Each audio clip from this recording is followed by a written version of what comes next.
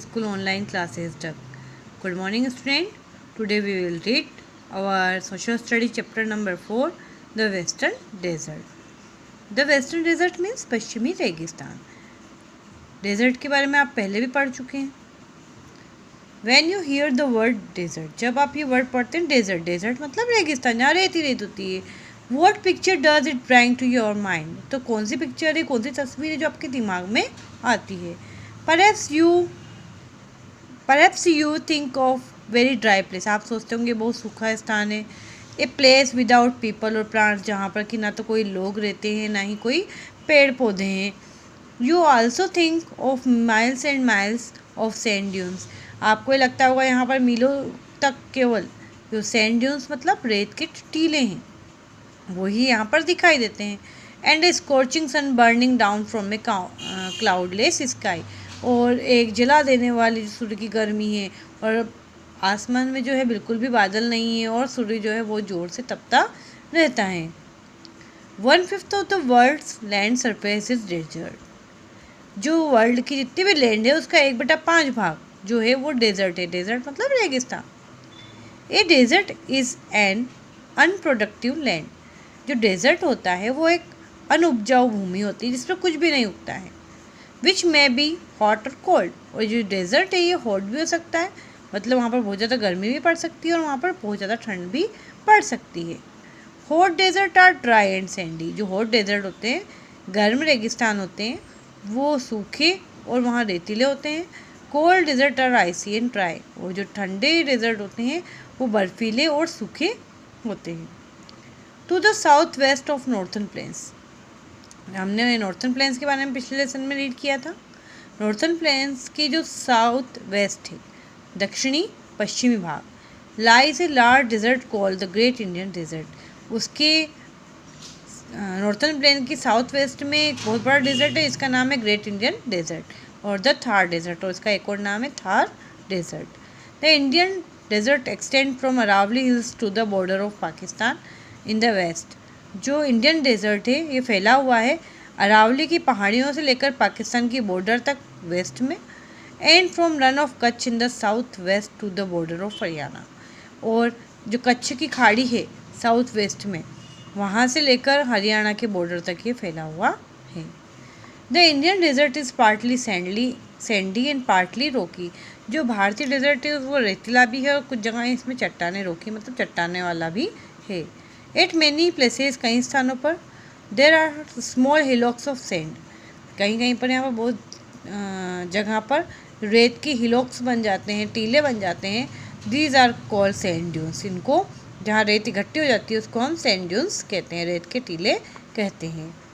धोरे. The strong winds in the desert ऑफर move the sand dunes from one place to another. और जो रेगिस्तान है वहाँ पर बहुत ज़्यादा हवा चलती है, स्ट्रॉन्ग विंड्स चलती है, बहुत ज़्यादा तेज़ी से हवाएं चलती है डेजर्ट में. तो जो सैंड ड्यून्स है, जो रेत के टीले हैं, धोरे हैं, वो हवा उनको उड़ाकर ले जाती है एक स्थान से दूसरे स्थान पर. Dust storm are very common in desert.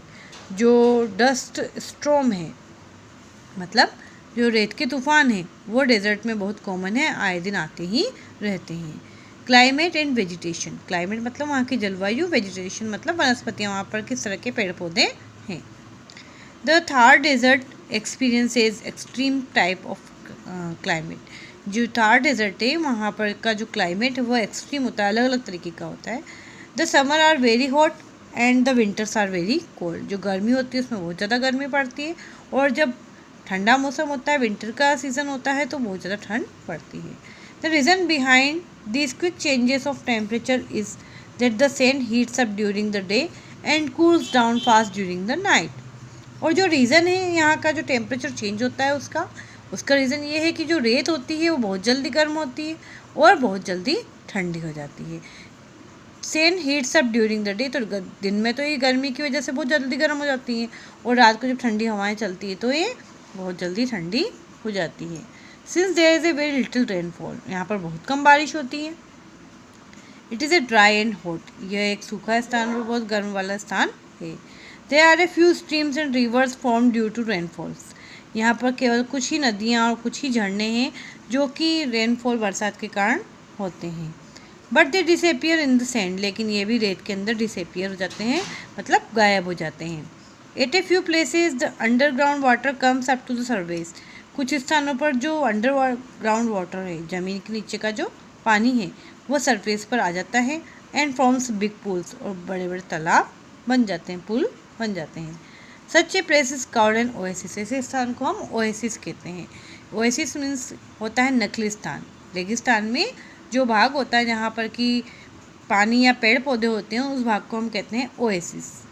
Some trees like date palms, कीकर, बबूल and grass grow near the oasis, कुछ पेड़ जैसे कि डेट खजूर का है, पाल्म ताड़ का, कीकर, बबूल, ये जो है ये ओएसिस के पास में उग जाते हैं।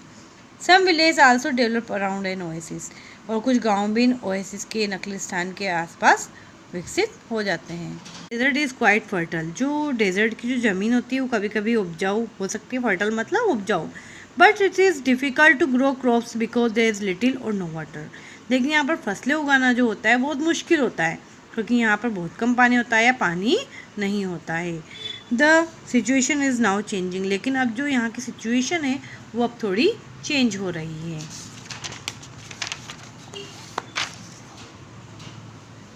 To solve the problem of water scarcity, पानी की जो दुर्लभता है, कमी है, स्केरसिटी मतलब कमी, इस प्रॉब्लम के सॉल्यूशन के लिए the government of India setup Rajasthan canal, जो भारत सरकार है उन्होंने राजस्थान नहर की स्थापना की है।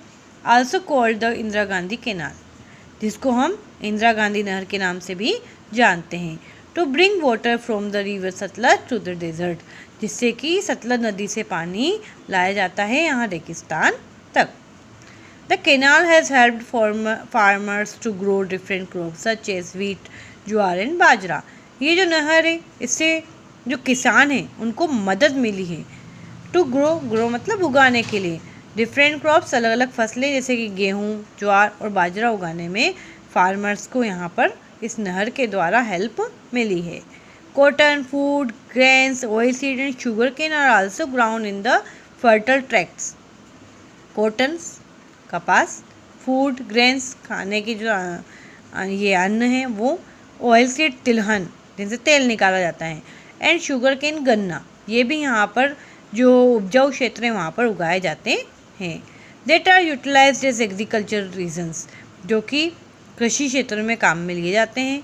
It has made large part of Rajasthan green, और जो इंदिरा गांधी नहर है इसकी वजह से जो हमारा राजस्थान है इसका बहुत बड़ा भाग ग्रीन हो चुका है, मतलब राजस्थान हरियाली यहाँ पर आ चुकी है। नहर की वजह से यहाँ पर बहुत सारी फसलें अब उगाई जा सकती है। नेक्स्ट पार्ट हम इसका अगली वीडियो में रीड करेंगे। Thank you.